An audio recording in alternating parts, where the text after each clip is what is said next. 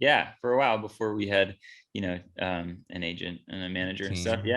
Yeah, I'd book the shows way back, and I'd sign Timothy's name at the bottom because it seemed like Timothy was a good name for somebody who was responsible. And yeah, Well, this podcast is all about you, your journey in music, and we'll talk about the new Tall Heights stuff that's coming out. sounds good. Cool, cool. First off, where were you born and raised? I grew up in central Massachusetts in a little town called Sturbridge, and that's where my bandmate Tim grew up as well. Okay, so did you guys know each other growing up then? We did. We've known each other since we were little kids. His older brother was my best friend, and Tim was kind of the little squirt that was always following us around. And Oh, eventually, interesting. yeah, eventually we started writing songs on our own. And this is much later, like high school and into our early 20s. And we were doing different things musically, but we saw something in each other, and we started writing together. Very cool. Is his brother still one of your good friends? Yeah, for sure. Yeah, the whole That's cool. family super close, like a second. That's that's amazing. That's amazing. So how did you get into music originally? I was lucky to have a family that was doing lots of music around the house.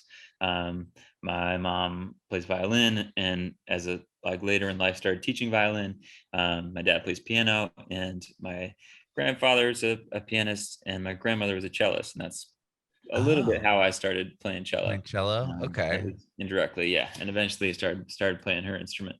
But yeah, I loved singing, and I loved writing poetry too. So sort of like creative music was always going to Oh, happen for me, I think. did you start on piano like your dad does, or was it more like violin, cello? Yeah, no, it was a cello thing. I sort of did a trial run at piano and failed, and I don't know, cello was just kind of working, so I stuck with that. That's a beautiful. It's such a beautiful sounding instrument too. I love cello, violin. Like that, just that string sound is it just adds so much For to sure, a for song and to sure. music. How Yeah, old were you when you started playing? I was 8. 8. Wow. Yeah, Okay. yeah. And did you do like school orchestra and all I that did. all the Yeah, through high yeah, school band and everything? yeah. Yes, high school orchestra and private lessons and like string quartets and music camp in the summer to do more string quartets. And yeah, it was very much a classical thing for me for a long time. And um, my household just didn't have a lot of pop music playing in it. That my parents like couldn't really tell you an artist beyond maybe the Beatles. Oh, interesting. There's Was it all not classical music? totally. Oh, And so, you know, doing so much of that, and then being excited to whatever play what I was hearing on the radio or start creating on my own um, was really exciting. when you like with cello, for example, what songs were you trying to from the radio were you trying to play? I mean, that must have been a difficult process to for, try to translate that. for sure.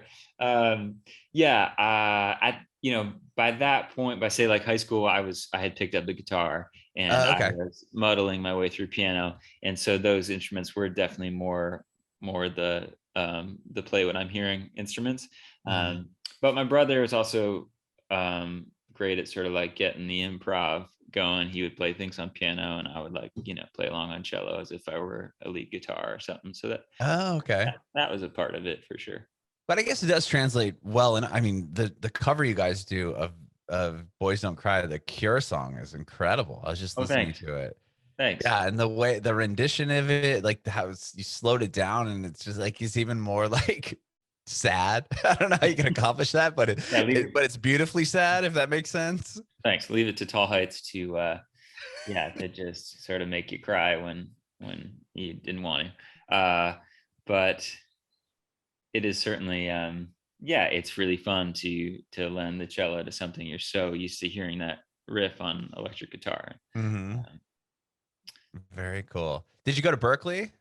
I Being in didn't know. Boston? No, Oh, okay. neither of us did. We were just sort of starting out as a band around Boston. I went to school up in New Hampshire. Tim went to school in Central Mass, and we both did tons of music but studied other things. Oh, and then how did you come together? And did Tall Heights? How did that start? And obviously, success, massive success of Thanks. Yeah, I mean, band. for a while it was, and from its origin, it was very much a songwriting pursuit. Once we started collaborating a little bit, we were just sort of sending song ideas back and forth. Um, and this is like early days of emailing with small attachments. Um, but sort of, yeah, from the get-go, learning how to write together remotely, and then when we would be back in the hometown, um, getting into more songwriting together. Uh, so it was, you know, a lot of songwriting practice before we began street performing, which is what we think of as the start to Tall Heights, but um, but it all started from sort of that like kernel of, oh, I love how you write songs, and you like how I write songs. Hmm. And then did you guys collaborate together? Like, and for example, like the songwriting process, is it you come and are like, okay, I have these lyrics and this melody, and here it is on the cello, and then Tim comes in and plays guitar on it, or how do you guys write together? Yeah, um, writing for this record, Juniors, was um, sort of like uh, an even more Tall Heights version of the usual process, in that we were sort of holed up during COVID in our Oh, sure. house in Beverly, Massachusetts, and we've got, there's it was a strange year for everyone, but a whole lot Right. happened for us, right? And I can get into that more as we talk about the record, but the usual process is bringing a kernel of a song to the other person, and that might be a verse and a chorus, or it might just be an instrumental for the other person to write on. But it's Hmm. usually sort of acting as asking the other person to sort of produce the song or help finish it. Um, and with regards to the last record, we were just doing it every day. I lived downstairs, Tim lived upstairs. We wake up, we get together, and we dig into the ideas. I got this one from last week. Here, let me play you a new Hmm. idea, and following the enthusiasm. Um, and yeah, I say that this writing process for this record was especially Tall Heights, because it was so isolated and so, yeah, I mean, it's an intimate thing. It's like Hmm. two of us in a room for months writing songs as COVID rages around us, and there are also, um, myriad personal things going on. It was kind of a roller coaster for both of us since putting out the last record. Um, Tim lost his grandfather. I lost a grandfather-like figure. Our parents Hmm. were having health issues, a substance abuse issue on Tim's side. Um, both of our wives were pregnant. We're realizing we need to move out of this house that we've lived in and loved, and in which we've written the last three records. Um, and all of those things, are sort of swirling around us. There's a lot to process emotionally, Hmm. and we were able to sort of channel that real time into the songs we Into were this writing. new record. Wow. Wow. Yeah, it does sound like a lot. Oh my gosh. Yeah, I mean, it is a realization that when it rains, it pours, and Hmm. through all that joy and grief and anxiety um, and stress, um, came a lot of material that just sort of like bubbled to the surface. I think we tend to think, um, I feel really lucky to be creators professionally, Hmm. and I love hearing from fans that a song has done something for them, has been therapeutic. But I don't Hmm. think about the process of songwriting as therapy, or I didn't until writing this record. But Interesting. there really was so much to process, Hmm. and it all just sort of came out, as I said, um, in real time. Wow. Wow. I want to rewind a little bit here. You Go ahead. guys had a huge, I mean, right out the gate, had a huge song with To Be Young. Was that did you know that, like, tell me about this kind of success of that song? And, once you said you started off kind of busking, right? And then you put an EP out, and then Yeah. did it kind Yeah. of take off from there? That was very much um, an authentic grassroots growth moment, in that I don't think we recognize a ton um, of success digitally, or Mhm. there wasn't a lot to point to on the internet that said that song was going well, but we were playing music on the street every day, and people were sort of stopping what they were doing and buying the CD Oh, okay. and taking it home. And um, so yes, I think that song helped us feel like, if we could just um, find a way to dedicate more time to this and get out on the road, people will respond to what we're doing. Mhm. The street performing thing was just an um, amazing opportunity to hone what we do, to sort of like find the Tall Heights essence, Mhm. the guitar, cello, vocal thing. And we started out playing cover songs, and then we realized, if we play songs from the heart that are good songs, people will stop and they will listen. And those busking evenings turned into concerts. It was awesome. Wow. And then at the first EP, you're selling it what, just as you're busking and Oh yeah, to oh people yeah, big stopping time. by? Mhm. And the next record or the next EP you put out was the one that has a couple songs that are like in the 50 million plays on Spotify. Like, was that the next kind of hurdle? Like, what was the next kind of jump up for the band? Like, Yeah, so we're a full length NEP later. There, Spirit Cold coming out was a huge moment for us. Sure, it it found a home at Spotify, and people started responding, and then it just sort of had this life of its own, that mhm, for whatever reason, on first listen, that song seems to really grab people. And at that point, we're already touring around the country, but it was a huge catalyst for getting on bigger tours and um, growing our own live shows. You know, signing the record deal, and starting to like push out internationally. uh-huh. So yeah, that was a huge time for us. So prior to that, though, you were already touring and just doing the grassroots thing. Very much so. Yeah, I mean, Okay.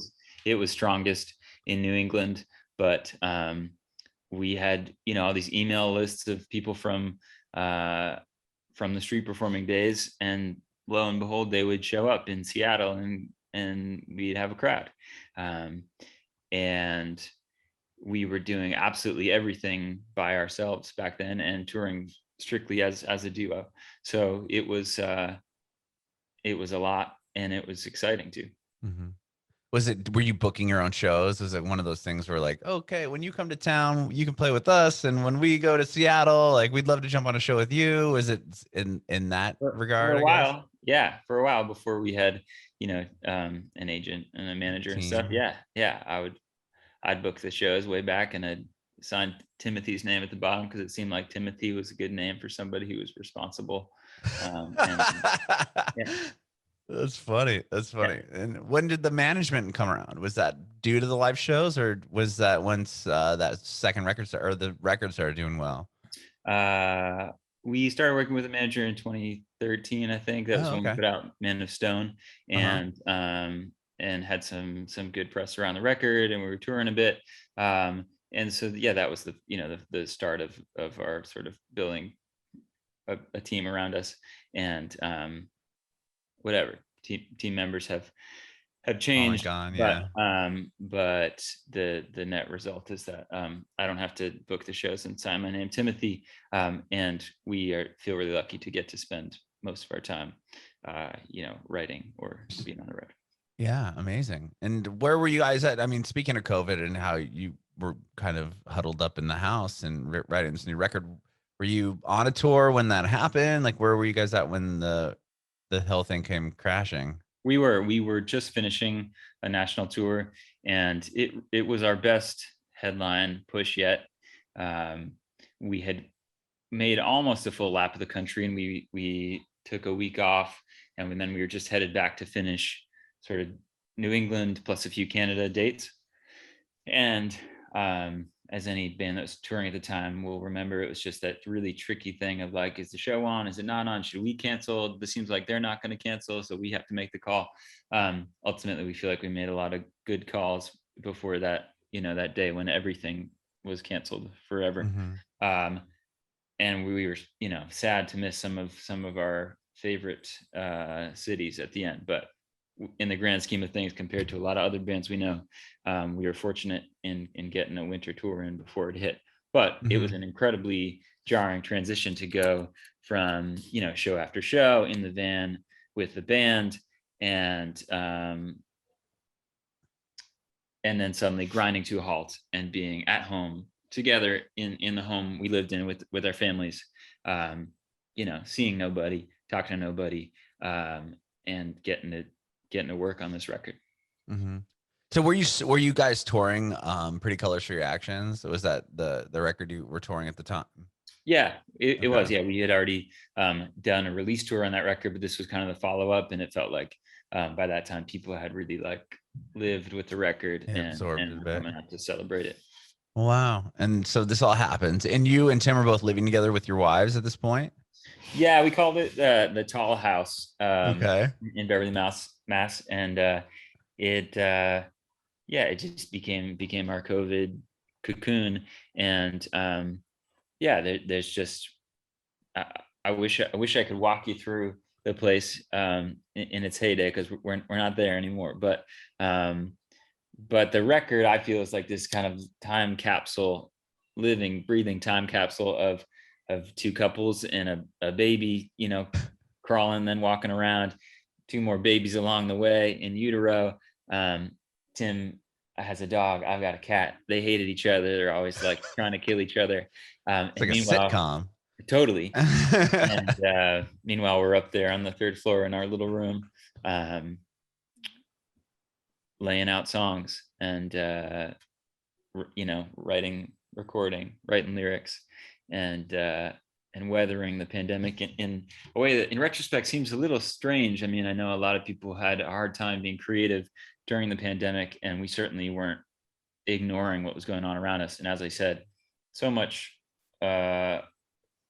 personal life things happening, even COVID aside. Sounds like it, yeah. But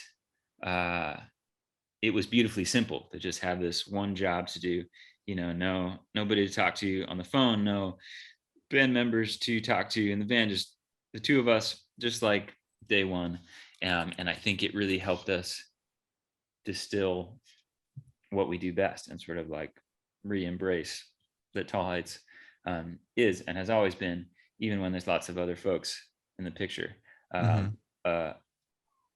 partnership of two dudes who just seem to like each other a little too much. With that, you said this is the third record you wrote in that house? Were you guys living together for quite some time prior to that? 6 years, yeah. So we wrote and Pretty Colors there. Spirit Cold was the first song that we sort of finished in that house, or in the very first month. So it was what an energy. I mean, to have that song do so well, you obviously there's something that's very interesting. So the first song you wrote there is that one. It goes huge, and then obviously kind of, I mean, I would assume it kind of catapulted a little bit of your career. Yeah, it's hard to remember, how much less stability we felt before that song compared to now. But yes, it led to so many wonderful things, and great tours, and eventually the Ben Folds partnership, and traveling overseas, and just lots of new fans for sure. But I think what you just said sort of like is reminding me of that recognition that we're sort of coming to around this record, that with all that turmoil and the roller coaster we were on, and just being creative people pursuing a creative dream, there's no real end to that roller coaster. I think we'd be kidding ourselves if we think we like have it fully figured out, and like we know what's coming for us in life. And um, Juniors, the name of the record, is an acceptance and sort of an ownership of that idea that we're not in control here. We're just gonna like see the world through the eyes of a child and learn from it and embrace it, stay humble, and and you know, find beauty in all the sadness and the joy, the highs and the lows. I like that. Tell me about the Ben Folds partnership that you're talking about. We opened a tour a few years back, maybe 2017. It was his paper airplane request tour where people were just making paper airplanes. Oh, sure. Okay. And we opened that just you know, like a theater tour around the country. We eventually started singing a song with him on stage. We were hopping up for Still Fighting It. Okay. And then we finished that tour. We had, you know, had a great time together. He called us a few months later. We happened to be in Orlando at a theme park.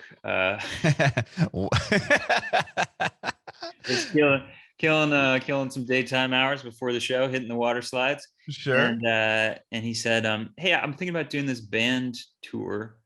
Do you guys play things other than guitar and cello?"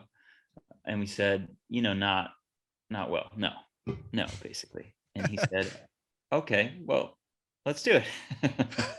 That's awesome that you weren't like, yeah, of course. Like, and then thinking in the back of your head, I'll go learn this instrument toward Ben Yeah, Folds. no. That Just would only be honest with him right at the bat. would only have been a setup for disaster.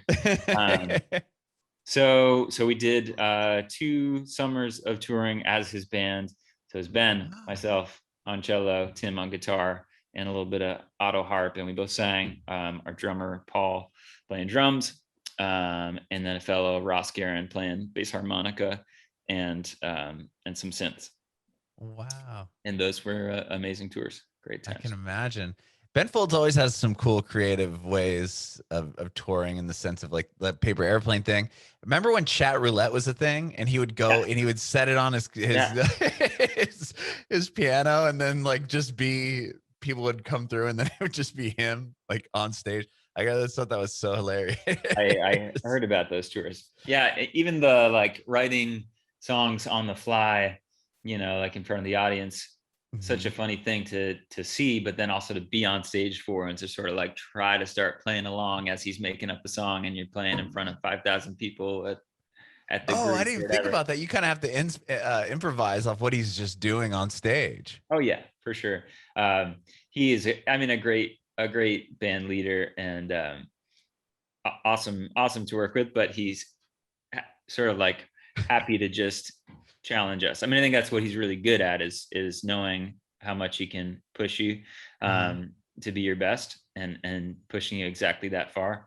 So so he'd be like, okay, let's do this one for the encore as we're like backstage right before the encore. We'd be like, okay, we've never played that together. Like, you got it. That's cool. You must have to know a ton of his songs, I would assume, before you go on tour. Just he probably like, here's 90 songs you need to know. We learned a lot. Yeah. Yeah. That was a lot of practicing. Yeah, I can imagine. I can imagine. Well, with this new record, once COVID happened, you guys are obviously home in or after the tour, and now it's okay. We're all stuck inside. How quickly do you start writing Juniors or this or the new record coming out? Yeah, I kid you not. I remember, you know, that like Friday everything shut down. I think by Monday, I think we talked about it over the weekend. We sort of like made a schedule that worked with the family. And we're like, okay, we're gonna just like hit this 8 to 4. This is we have 6 months left in this house. No idea how long this COVID thing's gonna last. Let's just start going. And the track that I remember first from that very first week of COVID um, is Waking Up. And I think that without, you know, a plan for the whole record yet or an idea of exactly what it all meant together, just like the very first verse of that kind of says a lot about the juniors mentality. And the lyrics are, youth is a blanket tattered and torn, trailing behind me on the floor. There was never going to be a good time to tell us that everything we hold dear has to end. Now we're waking up. That's a little bit what I'm talking about with the therapy thing.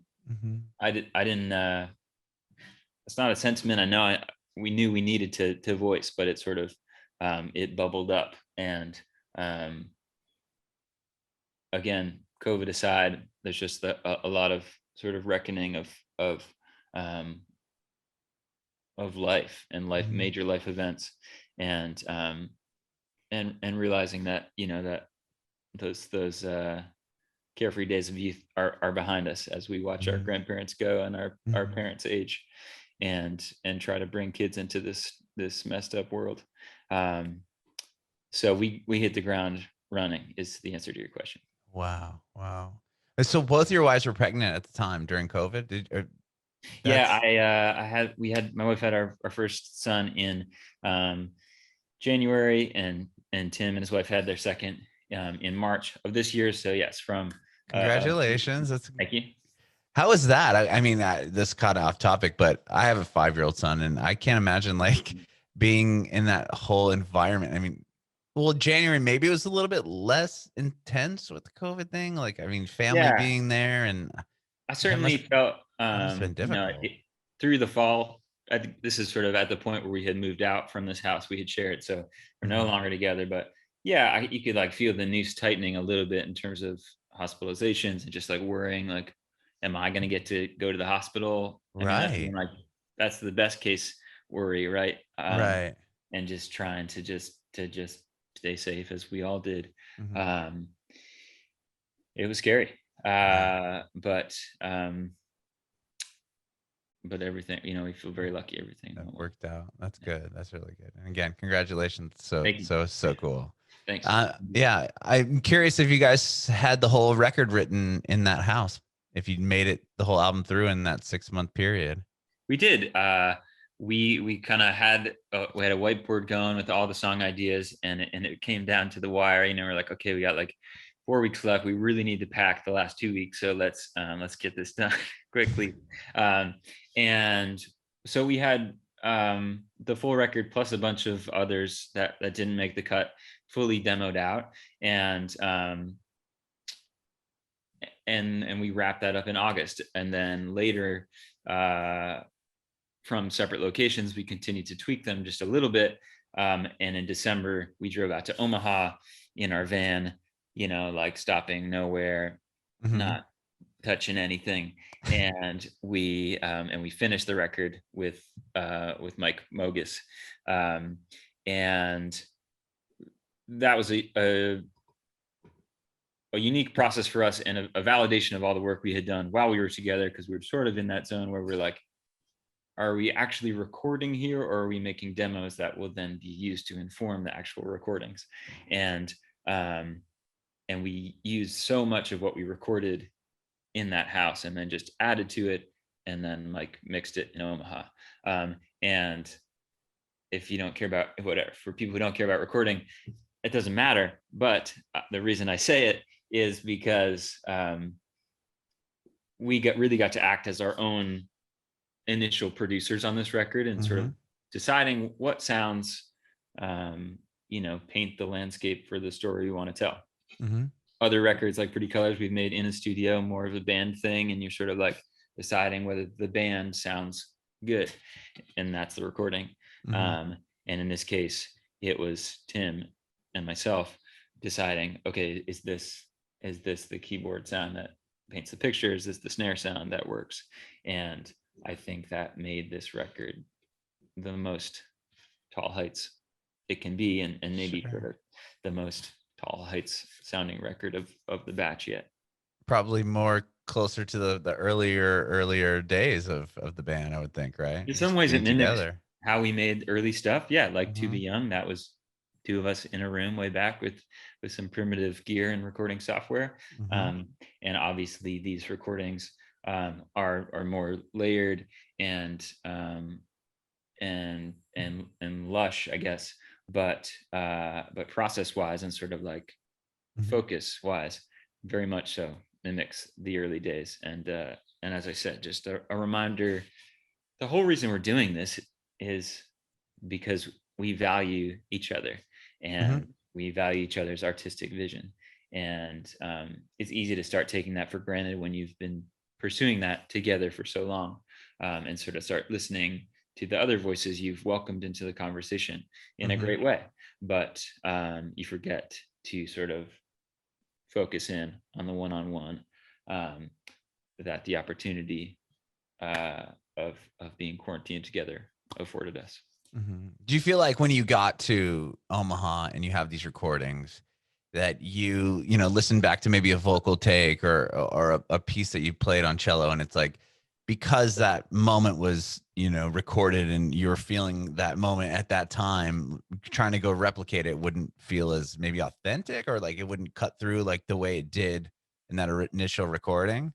In some cases, you get attached to the exact way you did it and the exact performance, and it's scary to reopen it. Mhm. Um, and in a lot of cases, what we were doing in Omaha was not recutting but layering. So Mike in his studio, has a beautiful grand piano um, and marimba and yeah, just wonderful options for additional instrumentation. Mhm. And so um, there wasn't a whole lot of let's scrap this and Oh, do it it was just again. more And building on what you had created there. it was, and I think that left Mike with the job to sort of really find a place for everything because they got pretty layered up, and I think he did an amazing job. Do you feel like this is kind of a chapter, like with the house not being in the house anymore, kind of like a chapter with ending with Tall Heights, and now it's gonna now you have to kind of, you know, do you have any emotions towards what's gonna come now next, now that you're not in that space that you had written all those other songs in? Yeah, it is. It does feel like the end of a chapter, and it reinforces the whole junior's thought process of there is no comfortable solid ground. It'd be easy to just say, "Hey, we can just do that again," Mhm. and I think we're realizing that that is not going to happen for us, and even if it could, maybe that's not what brings out the best in us. Mhm. So, I don't know exactly how we'll cut the next one, but the other part of it is that we do feel empowered by all the creative decisions we made Mhm. in making juniors. And so, even though I'm now, tracking things from home in Maine, and Tim is tracking things in Massachusetts, um, I think the whole process of juniors has made us feel like whatever we do next, the things we're doing at home have value, and the decisions we make with each other, um, whether they make it onto the record or not, um, they will be very Tall Heights decisions, because I think at this point we're pretty good at knowing what Tall Heights is. Sure, sure. When do you guys have a release date for the record yet? I know you just released the song "The Mountain" not too long ago. Yeah, I don't think we have an announce Okay. just yet, but I think I can say that we'll continue to release tracks toward it, and we'll be excited to share that date soon. Very cool, very cool. And one more question on the record, and what about the on the cover, actually, the Cure cover? Was that something that was recorded in that same space, in that same session? Very much so, yeah. Okay. Um, as were the few do-overs that we released. Like there's a do-over of To Be Young, since you brought that track up. Uh-huh. And yes, all done in the tall house, in that little cocoon of a room. Amazing, amazing. And thank you so much for doing this, Paul. I appreciate it. Of course, great chatting with you. Thanks for your questions and your interest. Yeah, Appreciate it. I do have one more question for you before I Yeah. let you go, though. Yeah. I want to know if you have any advice to aspiring artists. Yeah. I would say devote as much time as you can to writing, and and when you're spending that time, believe in yourself. like leave your questions and your anxiety about making ends meet and achieving your goals. Just check that at the door, um, and write like you have an audience waiting to hear what you have to say, because you probably do. And the hardest thing, I think, is trusting in yourself to execute that vision. Bringing it backward.